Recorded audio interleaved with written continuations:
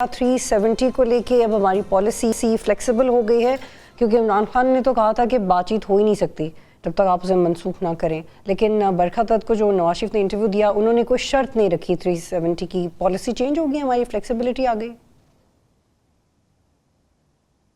آپ کا سوال مجھ سے؟ جی میرا خیال ہے اس بات کا جواب تو نواز شریف صاحب ہی دے سکیں گے، لیکن I think on certain issues اور ہمیں کشمیر کے بارے میں اپنی کسی قسم کی فلیکسیبلٹی دکھانے کی ضرورت ہے. نیچرلی ہمارے اکنامک ایجنڈا ہے جس پہ ہم ڈسکس کر سکتے ہیں، ٹریڈ، بائیلیٹرل ٹریڈ کو ہم ڈسکس کر سکتے ہیں، لیکن آئی تھنک کشمیر اور کشمیر سے ریلیٹڈ کسی بھی چیز پہ ہمیں کسی قسم کا کوئی کمپرومائز نہیں کرنا چاہیے. لیکن ہیونگ سیڈ دس، یہ بات بھی بہت ضروری ہے کہ کوئی سلوشن کشمیر کا، یا اگر ہم نے کنونس کرنا ہے انڈیا کو بھی، تو وہ بھی بات چیت کے ذریعے ہی نکلے گا. اور یہ اس کے لیے پیپل ٹو پیپل انٹریکشن، اس کے لیے لیڈرشپ کی انٹریکشن بہت ضروری ہے.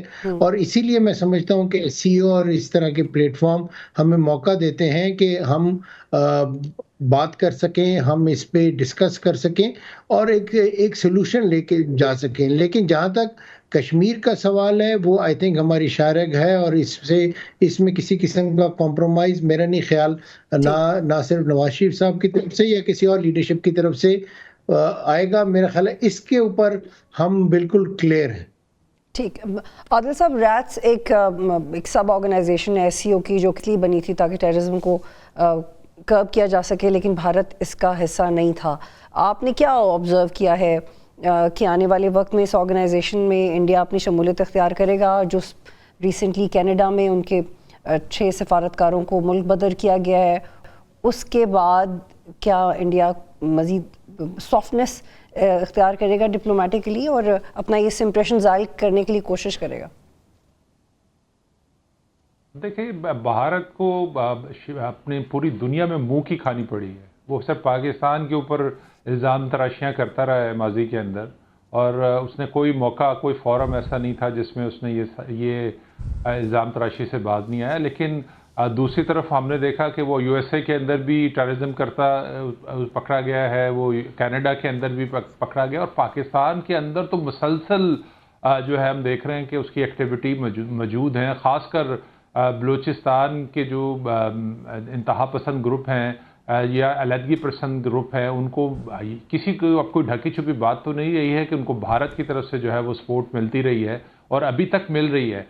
تو اس ایسے حالات میں بھارت آئی ڈونٹ نو کس منہ سے یہ بات کرتا ہے کہ وہ اب بھارت جب خود اسٹیٹ ٹیررزم کر رہا ہے تو وہ کسی ملک کے اوپر کس طرح سے لگا سکتے ہیں. اور پھر وہ اسی طرح کے اور بہت سارے ممالک کو، افغانستان کو بھی جیسے بھارت کی طرف سے سپورٹ ملنا شروع ہو گئی ہے. تو ٹیررزم اس ریجن کا مین مسئلہ تو ہے، اور اس کو حل بھی ہونا چاہیے. اس کے بغیر کوئی فورم جو ہے وہ کامیاب نہیں ہو سکتا. صرف اعلامیے سے چیزیں حل نہیں ہو سکتی. اس کے لیے ٹھوس جو ہے اقدامات کرنے چاہیے. جو ممالک اس قسم کی ٹیررزم میں ملوث ہیں ان کو اکاؤنٹیبل ہونا چاہیے. ابھی تک صرف ان پر جیسے کینیڈا نے یک طرفہ ان کے وہ نکال دیے، ان کو ایک کسی فورم سے کسی جگہ پہ ان کو بھارت کو اکاؤنٹیبل ٹھہرایا جانا چاہیے کہ وہ، اور اس چیز کو تسلیم کیا جانا چاہیے کہ بھارت جو ہے انٹرنیشنل ٹیررزم میں ملوث ہے. تو یہ آپ دیکھتے ہیں کہ کس طرح سے بھارت کوشش تو بہت کرتا ہے. اب وہ اس کا حصہ بنتا یا نہیں بنتا اس تنظیم کا، وہ اب آنے والے دنوں میں دیکھتے ہیں کہ کیا ہو سکتا ہے اس میں. ٹھیک.